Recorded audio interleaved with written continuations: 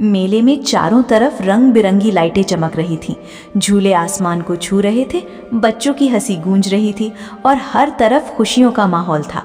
उसी मेले में आरव अपनी गर्लफ्रेंड निशा का हाथ पकड़कर घूम रहा था। दोनों गोलगप्पे खा रहे थे, कभी हंस रहे थे तो कभी फोटो खिंचवा रहे थे।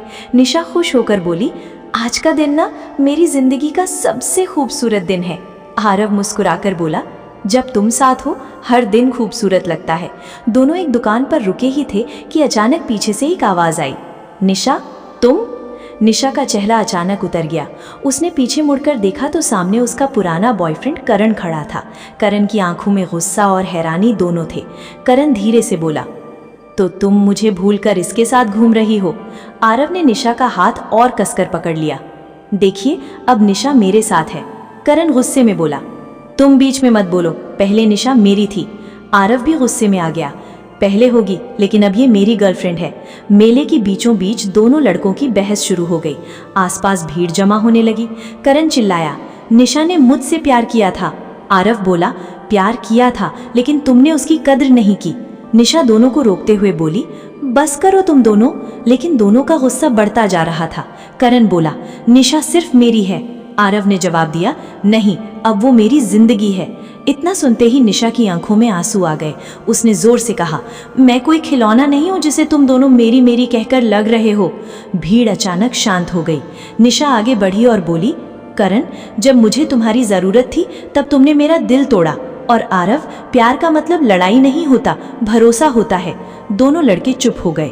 निशा ने गहरी सांस ली और कहा, मैं किसी की चीज नहीं हूँ, मैं अपनी जिंदगी के फैसले खुद ले सकती हूँ। इतना कहकर निशा वहां से जाने लगी।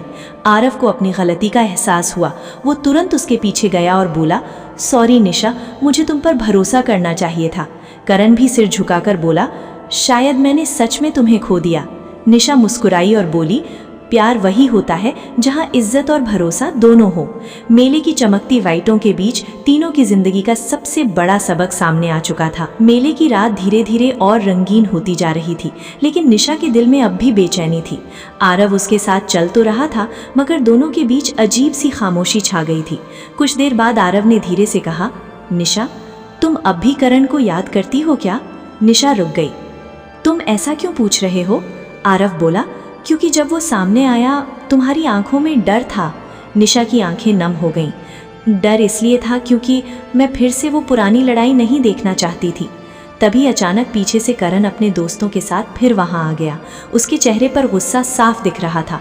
करण बोला, वाह निशा, इतनी जल्दी नया प्यार मिल गया। आरव गुस्से में आगे बढ़ा, तुम फिर आ गए। करण हंसते हुए बोला, मैं सिर्फ सच देखने आया हूँ कि जिसने मुझे छोड़ा वो अब किसके साथ खुश है। निशा ने सख्त आवाज में कहा, करण, अब ये सब खत्म हो चुका है। लेकिन करण ने आरव को धक्का दे दिया, तू बीच में मत बोलो। आरव भी अपना गुस्सा रोक नहीं पाया और उसने करण का हाथ पकड़ लिया। देखते ही देखते दोनों के बीच हाथापाई शुरू हो गई। मेले में लोग इकट्ठा होने लगे। बच्चे डरकर पीछे हटने लगे। निशा जोर से चिल्लाई, बस करो, लेकिन किसी ने उसकी बात नहीं सुनी। तभी अचानक झूले के पास लगी बिजली की तार में स्पार्क हुआ और वहां भगदड़ मच गई। लोग इधर उधर भागने लगे। भीड़ में निशा अचानक गिर पड़ी। निशा! आरव जोर से चिल्लाया। करण भी घबरा गया।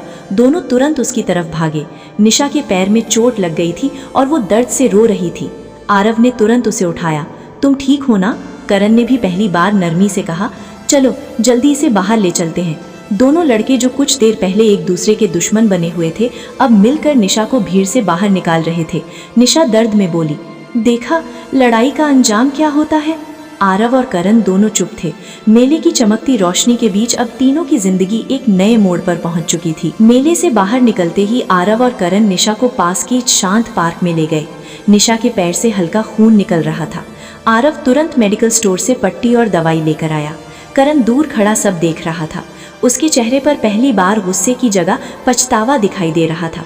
आरव धीरे धीरे निशा के पैर पर पट्टी बांधते हुए बोला, अब दर्द कम है? निशा हल्की मुस्कान के साथ बोली, थोड़ा। तभी करण पास आया और बोला, निशा, मुझे माफ कर दो।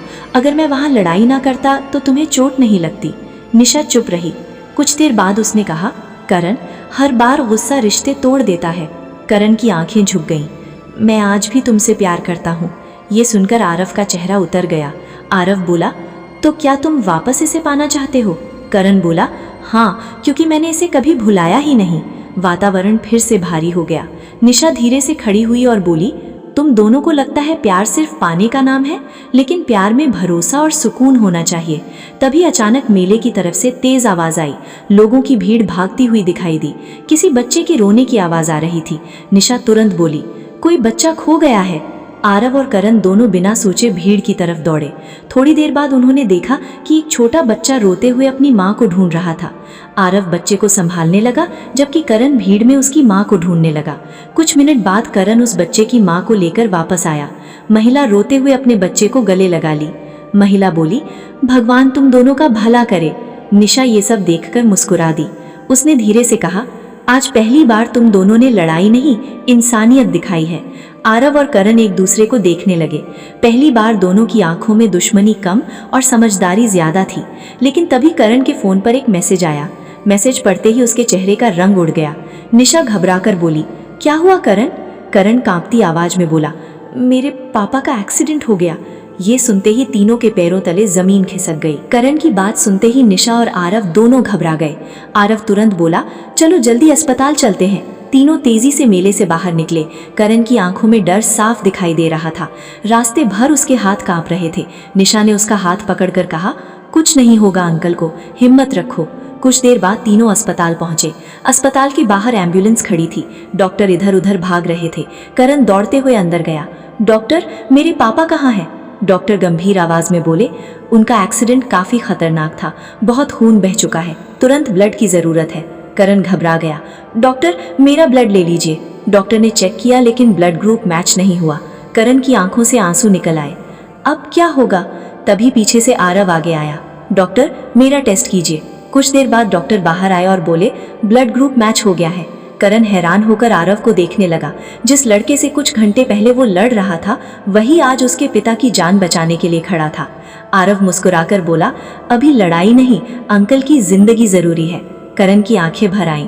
मैंने तुम्हारे साथ बहुत गलत किया। आरव बोला, दोस्ती और इंसानियत गुस्से से बड़ी होती है। निशा ये सब देखकर भावुक हो गई। कुछ देर बाद डॉक्टर बाहर आए और बोले, अब खतरा टल गया है, मरीज ठीक है। ये सुनते ही करण रोते हुए जमीन पर बैठ गया।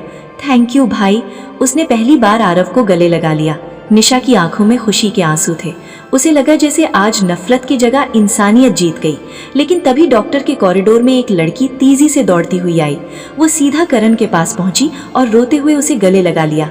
निशा और आरव दोनों हैरान रह गए। निशा धीरे से बोली, ये लड़की कौन है? करण चुप रहा और उसके चेहरे पर एक बड़ा राज छिपा हुआ था। अस्पताल के कॉरिडोर में खामोशी छा गई। वो लड़की करण को कसकर पकड़े रो रही थी।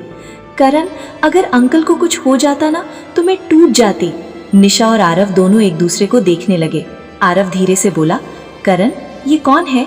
करण कुछ सेकंड चुप रहा, फिर बोला, ये प्रिया है। प्रिया ने आंसू पोंछते हुए कहा, मैं करण की मंगेतर हूँ। ये सुनते ही निशा के पैरों तले जमीन खिसक गई।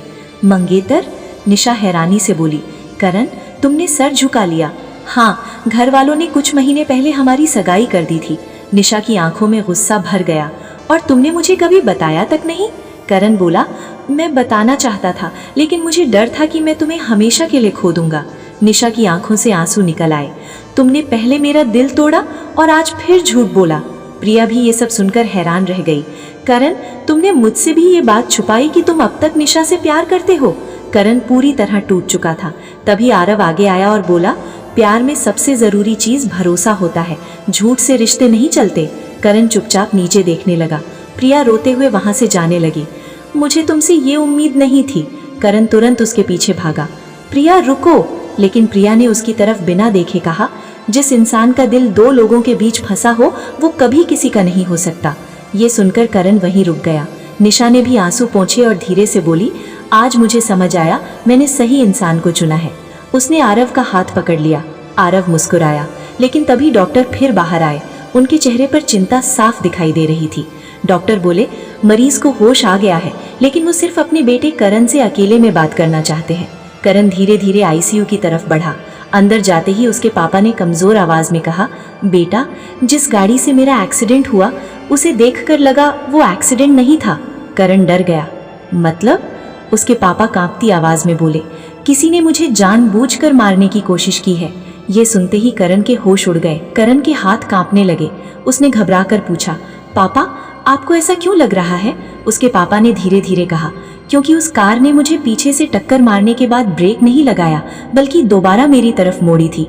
करण के चेहरे का रंग उड़ गया। क्या आपने उस आदमी को देखा था? उसके पापा ने कमजोर आवाज में कहा।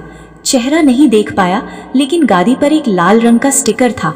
करण तुरंत बाहर आया। निशा और आरव उसकी हालत देखकर घबरा गए। आरव बोला, क्या हुआ? करण ने सारी बात बता दी। निशा हैरान होकर बोली, मतलब कोई अंकल को जान से मारना चाहता था। तभी करण को अचानक कुछ याद आया। पापा पिछले कुछ दिनों से बहुत परेशान थे। वो किसी से फोन पर बार बार लड़ते थे। आरव ने कहा, हमें पता लगाना होगा कि वो कौन था। तीनों अस्पताल के बाहर लगे सीसीटीवी रूम की तरफ गए।